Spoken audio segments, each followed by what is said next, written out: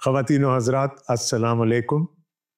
शुक्रगुज़ार हैं अपने खुदावंद के इस फ़ज़ल के लिए कि हम उसके कलाम का मुतालिया आगे लेकर चल सकते हैं। हम रूमियों के ख़त के दूसरे बाब में हैं। इससे पहले कि हम आगे चलें, बेहतर होगा कि हम थोड़ा सा इआदा पहले बाब का कर लें। पहले बाब में पौलुस रसूल ने अपना तारुफ कराने के बाद हमसे उस खुशखबरी का तारुफ करवाया जिससे मेरी मुराद इंजील है। पौलुस ने हमें ये बताया कि वो उस इंजील को फैलाने के लिए खादिम मुकर्रर किया गया और वो इंजील और कुछ नहीं बल्कि एक शख्सियत है और वो शख्सियत है हमारे खुदावंद यीशु मसीह की। पौलुस ने हमारी एक और गलत फहमी भी दूर कर दी जब उसने हमें ये बताया कि ये इंजील पुराने अहदनामा के नबियों के वसीला से हम तक पहुंची। हम अक्सर इंजील को नए अहदनामा में तलाश करते हैं, लेकिन मेरे लिए भी बाइबल एक सिंगल एंटिटी है, एक सिंगल यूनिट है और इसकी हम इस तरह से तकसीम नहीं कर सकते। फिर पौलुस रसूल ने हमें बताया कि वो इंजील से शर्माते नहीं, इसलिए कि इंजील नजात पा लेने वालों के लिए खुदा की कुदरत है और इसी में वो रास्तबाजी खुदा की जाहिर हुई है जिसका दारो मदार शरीयत के आमाल पर नहीं है, बल्कि ये खुदा का फजल है। ये वो नजात है जो हम ईमान के वसीला से हासिल करते हैं। फिर हमने पहले ही बाब में ये भी देखा था कि जो इंजील को कबूल कर लेता है वो तो खुदा की वल्दियत में आ जाता है, वो तो खुदा के घराने का हो जाता है। लेकिन जो इस हक के कलाम को नाराज़गी से दबाने की कोशिश करते हैं उनके लिए खुदा का गज़ब है, उनके लिए खुदा की अदालत है। हमने इस बात पर पिछला प्रोग्राम ख़त्म किया था कि खुदा की अदालत दो तरह की होती है। एक वो अदालत है जो आखिरी दिन होगी जब सब बनी नौ इंसान खुदा के अदालत के तख्त के सामने खड़े किए जाएंगे और उनका हिसाब होगा। लेकिन खुदा इस दुनिया में भी लोगों की अदालत करता है और पौलुस ने हमें बताया कि वो अदालत छोड़ दिया जाना है। वो लोग जो हक को, जो कि खुदा की इंजील को, उस खुशखबरी को कबूल नहीं करते, खुदा उनको उनकी गंदी शहवतों में छोड़ देता है कि वो जो चाहें वो करें। और ये छोड़ दिया जाना एक निहायत ही गंभीर हालत है। फिर पौलुस ने हमें बताया उन सब गुनाहों के बारे में, एक लंबी लिस्ट उन गुनाहों की हमारे सामने रख दी जिनमें के लोग घिर जाते हैं इसलिए कि खुदा उनको छोड़ देता है, खुदा उनकी अदालत करता है। अब इंसान की कोशिश ये होती है कि वो किसी ना किसी तरीके से अपने आप को रास्तबाज साबित करे। हमारे खुदावंद यीशु मसीह की एक तमसील जो मुकद्दस लूका के इंजीली बयान में हमें मिलती है, उसमें दो अशखास इबादत खाना में, हैकल में गए थे दुआ करने के लिए। एक फरीसी था और दूसरा महसूल लेने वाला गुनाहगार था। फरीसी ने वहां जाकर अपना शोहरा करना शुरू कर दिया, अपना ऐड देना शुरू कर दिया कि वो कितना अच्छा इंसान है, वो कितना रास्तबाज है।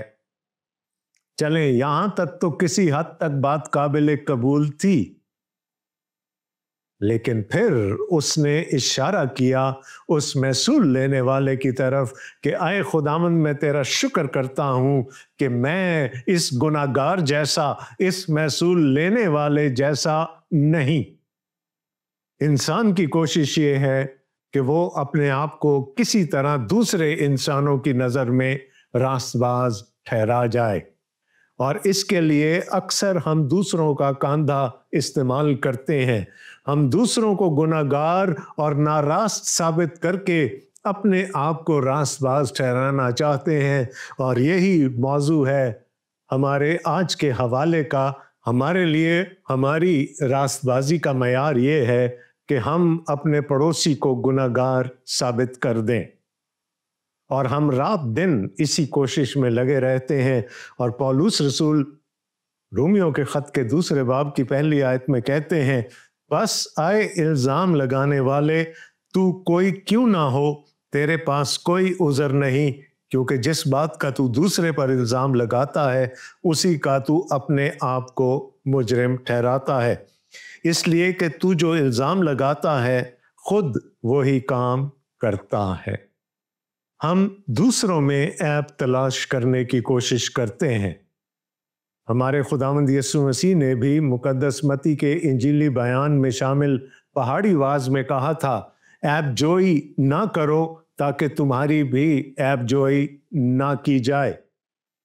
میں نے آپ کو رومیوں کے خط کے تعارف میں بتایا تھا کہ خطوط اناجیلی بیانات کی تشریح، تفسیر اور ان کا اطلاق کرتے ہیں۔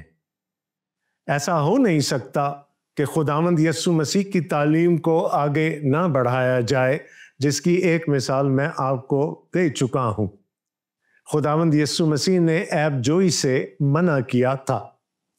ایک چیز کی وضاحت کرتا چلوں کہ اصلاح میں اور عیب جوئی کرنے میں فرق ہے۔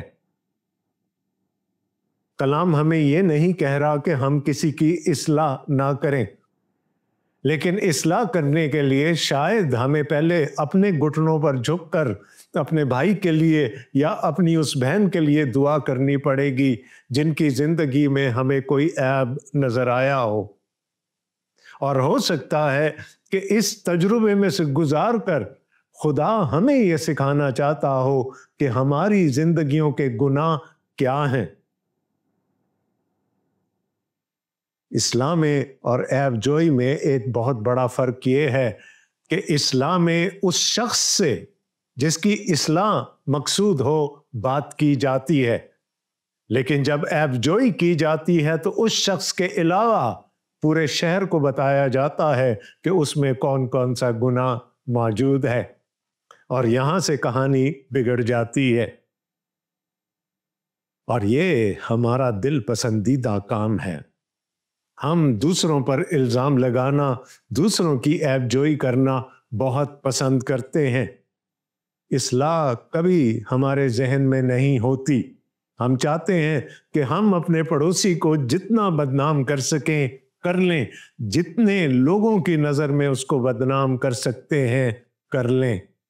آپ کو یاد ہوگا کہ ایک عورت عین زنا کے فعل میں پکڑی گئی تھی، اور جب اس کو خداوند یسوع مسیح کے پاس لایا گیا کہ اس کی آزمائش کی جائے تو خداوند یسوع مسیح نے زمین پر جھک کر اپنی انگلی سے کچھ لکھنا شروع کر دیا، اور اسی کے ساتھ انہوں نے فرمایا کہ تم میں سے وہ جس نے کبھی کوئی گناہ نہ کیا ہو وہ پہلا پتھر پھینکے۔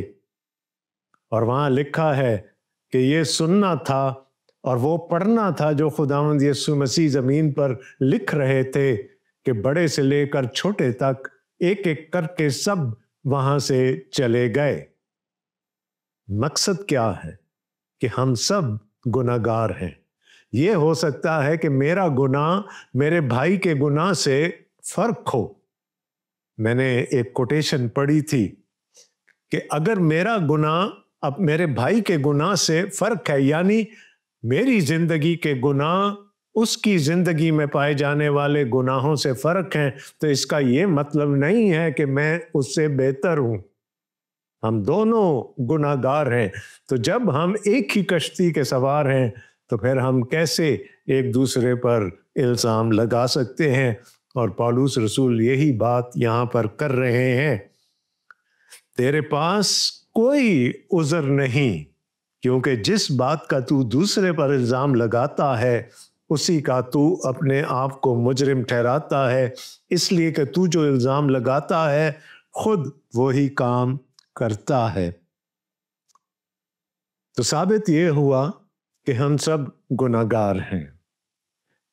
ہم میں سے کوئی بھی راست باز نہیں، تو پھر ہم کیسے دوسروں پر انگلیاں اٹھا سکتے ہیں؟ दूसरी आयत में लिखा है, और हम जानते हैं कि ऐसे काम करने वालों की अदालत खुदा की तरफ से हक के मुताबिक होती है। अदालत का मजमून, खुदा की अदालत का मजमून पिछले बाब में शुरू हो चुका था, और यहाँ पर उस अदालत की चंद खसूसियात हमें पौलुस रसूल बता रहे हैं, जिसमें से पहली ये है कि खुदा की अदालत बरहक है, खुदा की अदालत रास्त है, खुदा की अदालत सच्ची है। और जब हम अपनी अदालत लगाते हैं, मैंने पहले भी कहा, यह हमारा पसंदीदा मशगला है।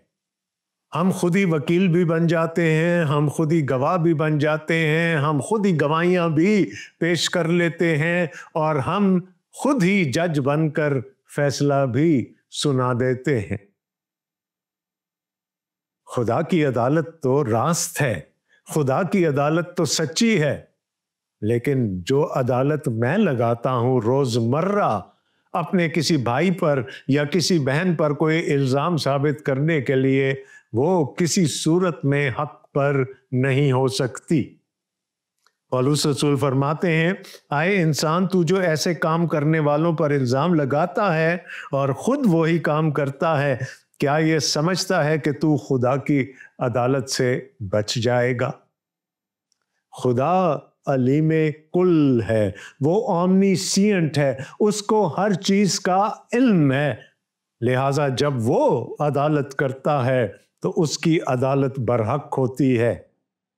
हमारा इल्म नाकिस है, हमें हर चीज का पता नहीं है, हर चीज हमारे दायरा इल्म में शामिल नहीं है। तो अपने महदूद इल्म के साथ जब हम अदालत लगाते हैं और जब हम अपने भाई पर या बहन पर इल्जाम लगाते हैं, तो वो अदालत कभी भी सच्ची नहीं हो सकती। या तू उसकी मेहरबानी और तहम्मुल और सब्र की दौलत को नाचीज जानता है और नहीं समझता कि खुदा की मेहरबानी तुझको तौबा की तरफ मायल करती है, बल्कि तू अपनी सख्ती और गैर ताइब दिल के मुताबिक उस कहर के दिन के लिए अपने वास्ते गजब कमा रहा है, जिसमें खुदा की सच्ची अदालत जाहिर होगी। जैसा कि हमने पहले बाब में देखा था और आज भी हमने इस पर बात की कि खुदा की अदालत दो तरह की है। एक अदालत वो है जो हमें छोड़ देती है, एक अदालत वो है कि हम छोड़ दिए जाते हैं अपनी गंदी शहवतों में, अपने गुनाहों में, और खुदा फिर हमसे एक तरह से कतई ताल्लुक कर लेता है। और एक अदालत आखिरी दिन होगी जो बरहक होगी, जो सच्ची होगी, और उस दिन सबके पोल खुल जाएंगे। अगर आज मैं अपने भाई पर कोई इल्जाम लगाता हूं तो शायद अदालत के दिन तक मुझे वो भूल भी चुका हो, लेकिन खुदा को याद रहेगा। उस दिन वो सारे इल्जामात, वो सारे फैसले जो मैंने दूसरों के खिलाफ दे दिए होंगे, वो सब मेरे सामने लाए जाएंगे, और शायद मुझे ये भी बता दिया जाए कि मेरे फैसलों में या मेरी अदालत में क्या क्या खामी थी। पौलुस रसूल कहते हैं कि खुदा सब्र करता है, खुदा तहम्मुल करता है, वो हमें मौका देता है कि हम ऐसे कामों से तौबा करें और हम उसकी तरफ रुजू लेकर आएं, लेकिन हम अपनी सख्ती और गैर ताइब दिल के साथ अपने लिए सजा कमा रहे हैं। और ये वो खुदा का गजब है जो गुनाहगारों के लिए मखसूस किया जा चुका है। खुदा की अदालत सच्ची है, खुदा की अदालत बरहक है, लेकिन हम अपने आप को उस अदालत के नीचे लाते हैं, हम अपने आप को खुदा के गजब के नीचे लाते हैं जब हमारा मकसद अपने भाई को या अपनी बहन को बदनाम करना होता है। और मैंने शुरू में भी आपको बताया कि इसके पीछे एक निहायत ही अहम वजह है। اور وہ وجہ یہ ہے کہ میں اپنے بھائی کو یا اپنی بہن کو گناہگار ثابت کر کے دنیا والوں کو یہ بتانا چاہتا ہوں کہ میں راست باز ہوں۔ اب لوگوں کی نظر میں تو میں راست باز ٹھہر سکتا ہوں، لیکن خدا تو دلوں کے حال دیکھ رہا ہے۔ وہ جانتا ہے کہ میں کتنے پانی میں ہوں، اور اس کا فیصلہ اس آنے والی عدالت میں ہو جائے گا جب سب گناہگار خدا کے غضب کے نیچے لائے جائیں گے۔ اور پولس رسول فرماتے ہیں وہ ہر ایک کو اس کے کاموں کے موافق بدلہ دے گا۔ جو نیکوکاری میں ثابت قدم رہ کر جلال اور عزت اور بقا کے طالب ہوتے ہیں ان کو ہمیشہ کی زندگی دے گا۔ اب یہاں پر ایک سیکنڈ کے لیے بھی یہ خیال دل میں نہ لائیے گا کہ میری نیکوکاری میری نجات کا باعث بنے گی یا میں اپنے اچھے کاموں کے وسیلے سے بچایا جاؤں گا۔ جب پولس یہاں پر کہتے ہیں جو نیکوکاری میں ثابت قدم رہ کر جلال اور عزت اور بقا کے طالب ہوتے ہیں ان کو ہمیشہ کی زندگی دے گا، تو یہ وہ لوگ ہیں جن کو یہاں پر نیکوکار کہا گیا، جنہوں نے خدا کو، اس کی بھیجی ہوئی خوشخبری کو، اس کے بیٹے کو قبول کر لیا، وہ خدا کے نزدیک نیکوکار ہے، اور جس نے اس کو رد کر دیا وہ خدا کے نزدیک بدکار ہیں۔ مگر جو تفرقہ انداز اور حق کے نہ ماننے والے بلکہ ناراستی کے ماننے والے ہیں ان پر غضب اور قہر ہوگا۔ تو خدا کی عدالت کی بنیاد کیا ہے؟ اس کی فاؤنڈیشن کیا ہے؟ اس کی بنیاد حق کی کلام کو قبول کرنا ہے۔ پچھلے باب میں تفصیل کے ساتھ پولس رسول نے یہ بتایا کہ خدا نے اپنا مکاشفہ مختلف ذرائع سے بنی نوع انسان تک پہنچایا۔ کوئی انسان یہ عذر نہیں دے سکتا کہ خدا کا مکاشفہ اس تک نہیں پہنچا، اور انہوں نے بات کی خدا کے ایک عمومی مکاشفہ کی جو کہ فطرت کے عوامل سے ہم تک پہنچتا ہے۔ پولس نے ہمیں بتایا کہ ہم خدا کی تخلیق میں، اس کے ہاتھوں کی صنائی میں اس کو دیکھ سکتے ہیں۔ ہم اس ترتیب میں جو اس کائنات میں موجود ہے اور جس ترتیب سے اس کو بنایا گیا ہے اس میں خدا کو دیکھ سکتے ہیں، لیکن کیا ہے، ہم خدا کو قبول نہیں کرنا چاہتے۔ پھر وہ جو اپنے آپ کو ایماندار کہتے ہیں، پرانے عہد کے یہودی بنی اسرائیل اور نئے عہد کی کلیسیا، ہمارے پاس تو خدا کا ایک خصوصی مکاشفہ بھی موجود ہے، اور وہ ہے خدا کا کلام۔ بنی اسرائیل کو خدا نے اپنی شریعت دی تھی، اور ہمارے پاس پوری بائبل مقدس بشمول نئے عہد نامہ کے موجود ہے۔ یہ خدا کا وہ خصوصی مکاشفہ ہے جو اس نے ایمانداروں کو دیا اپنے کلام کے وسیلہ سے۔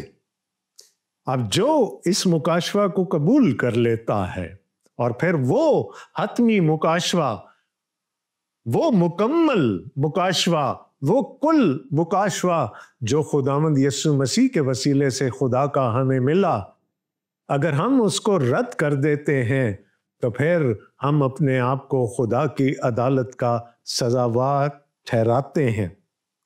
نویں آیت میں پولس رسول کہتے ہیں اور مصیبت اور تنگی ہر ایک بدکار کی جان پر آئے گی، پہلے یہودی کی پھر یونانی کی۔ خدا کی عدالت کے بارے میں جو پہلی بات پولس رسول نے ہمیں بتائی تھی وہ یہ ہے کہ خدا کی عدالت سچی ہے، راست ہے، برحق ہے۔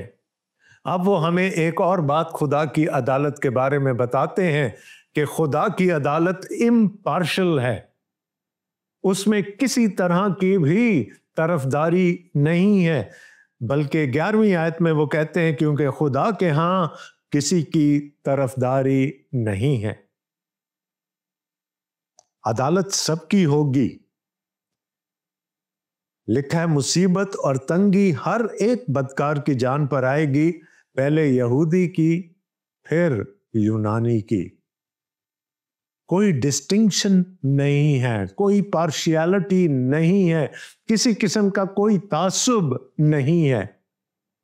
خدا ہر ایک کی عدالت کرے گا اور اس کی انجیل کو، اس کی خوشخبری کو جس نے بھی رد کیا ہو، خواہ یہودی ہو یا یونانی ہو، سب کی جان پر عذاب آئے گا، مصیبت آئے گی. اس نے کہا پہلے یہودی، کیونکہ یہودیوں کو خدا نے اپنا مکاشفہ شریعت کے وسیلہ سے دیا تھا، اس لیے پہلے ان کی عدالت ہوگی. اور اگر انہوں نے حق کے کلام کو اور خدا کی خوشخبری کو قبول نہیں کیا تو پہلے وہ سزا پائیں گے اور پھر یونانی. لیکن اس کے ساتھ پھر دوسری ایکسٹریم پر اگر ہم دیکھیں تو لکھا ہے مگر جلال اور عزت اور سلامتی ہر ایک نیکوکار کو ملے گی، پہلے یہودی پھر یونانی. جس نے خدا کے کلام کو، حق کو ناراستی سے نہ دبایا بلکہ خدا کو، اس کی خوشخبری کو، اس کے بیٹے کو اپنی زندگی میں قبول کر لیا، ان کے لیے کیا ہے؟ لکھا ہے جلال اور عزت اور سلامتی ہے. لیکن یہاں پر بھی تھوڑی سی تشخیص کی گئی ہے، پہلے یہودی پھر یونانی. یہودی پہلے اس لیے کہ ان کے پاس خدا کی شریعت، خدا کا کلام موجود تھا، اس لیے پہلے سزا بھی انہی کو ملے گی اور پہلے جزا بھی انہی کو ملے گی، اور پھر یونانی کو، کیونکہ خدا کی ہاں کسی کی طرفداری نہیں. خدا کی عدالت سچی ہے، برحق ہے، وہاں پر ہر چیز سب کے سامنے ہوگی. میرا علم ناقص ہے لیکن خدا علیم کل ہے، جب وہ فیصلہ کرے گا تو سب چیزیں سامنے لائی جائیں گی. اور پھر خدا کی عدالت طرفدار نہیں ہے، اور پھر خدا کی عدالت امپارشل ہے، وہاں پر کسی کی کوئی طرفداری نہیں ہوگی. کیا یہودی کیا یونانی، سب کی عدالت ہوگی اور فیصلہ اس ایک بات پر ہوگا کہ کیا ہم نے خدا کے کلام کو، اس کی انجیل کو، اس کی خوشخبری کو قبول کیا ہے یا نہیں. تو دوستو، اب فیصلہ ہمارے ہاتھ میں ہے. خدا بات کرتا ہے، خدا اپنے آپ کو ظاہر کرتا ہے، اور اس نے تاریخ انسانی میں بارہا اپنے آپ کو ظاہر کیا ہے. ہم سورج میں، چاند میں، ہم عوامل فطرت میں، پہاڑوں میں، ریگستانوں میں، دریاؤں میں خدا کے ہاتھ کی صنائی دیکھ کر اس کی شکر گزاری کر سکتے ہیں. ہم جو اپنے آپ کو ایماندار کہتے ہیں، ہمارے پاس خدا کا کلام موجود ہے، اور سب سے بڑھ کر جو ہمارا ترہ امتیاز ہے وہ یہ ہے کہ ہمارے پاس مسیح ہے، اور مسیح خدا کا حتمی اور کامل اور مکمل مکاشفہ ہے. تو کوئی یہ عذر پیش نہیں کر سکتا کہ وہ خدا کو جانتا نہیں. فرعون نے یہ غلطی کی تھی. جب موسیٰ خدا کا پیغام لے کر فرعون کے پاس گیا تو اس نے کہا یہ یود ہے، واؤ ہے، کون ہے؟ میں تو اس کو نہیں جانتا. خدا نے کہا ٹھیک ہے، تو مجھے نہیں جانتا تو پھر میں اپنی پہچان کراؤں گا تجھ سے. اور خدا نے 10 آفات بھیجی مصر پر، اور آخری آفت میں مصر کے سارے پہلوٹے، چاہے وہ جانوروں کے تھے یا انسانوں کے تھے، مار ڈالے گئے، اور اسی رات میں مصر کی تمام فوج سمندر برد ہو گئی. تو جو خدا کو نہیں جاننا چاہتے فرعون کو اور مصریوں کو خدا نے 10 مواقع دیے، لیکن انہوں نے خدا کو جاننے سے انکار کیا، اور پھر موت سے ان کا سامنا ہوا۔ خدا موقع دیتا ہے کہ ہم اس کو جانیں، لیکن جب ہم اس کو جاننے سے انکار کر دیتے ہیں تو پھر صرف خدا کی عدالت، اس کا غضب ہمارا بخرا ہو سکتا ہے۔ اب یہ بات ہم پر ہے۔ خدا نے تو اپنا مکاشفہ دے دیا، خدا نے تو اپنی پہچان کرا دی، اب ہم کس حد تک اس کو جاننے کے لیے، اس کو اپنی زندگیوں میں قبول کرنے کے لیے تیار ہیں؟ اگر آپ نے خدا کی اس خوشخبری کو اپنی زندگی میں قبول کر لیا ہے تو مبارک ہیں آپ کے لیے جلال ہے اور عزت ہے اور سلامتی ہے۔ لیکن آج تک اگر آپ نے اس کی خوشخبری کو اپنی زندگی میں قبول نہیں کیا تو ابھی بھی کچھ نہیں بگڑا، آپ آج بھی کر سکتے ہیں۔ صرف آپ کو خدا کے حضور میں جھکنا ہے، اپنے گناہوں کا اقرار کرنا ہے، توبہ کرنی ہے اور اس کی خوشخبری کو اپنی زندگی میں اتار لینا ہے۔ تو دوستو، آج آپ کے پاس میں یہ خیال چھوڑ کر جانا چاہتا ہوں، اس پر غور ضرور کیجئے گا، اور اگر جواب مثبت میں ہے تو جیسا میں نے پہلے کہا، آپ خدا کی سلامتی میں ہیں، اور اگر جواب منفی میں ہے تو آپ خدا کی غضب اور اس کی عدالت کے نیچے ہیں، لیکن ابھی بھی موقع ہے، آپ بچ سکتے ہیں۔ اگلے پروگرام تک کے لیے خداوند آپ کو اپنے حفظ و امان میں رکھے، آمین۔ اپنے میزبان کو اجازت دیجیے گا، خدا حافظ۔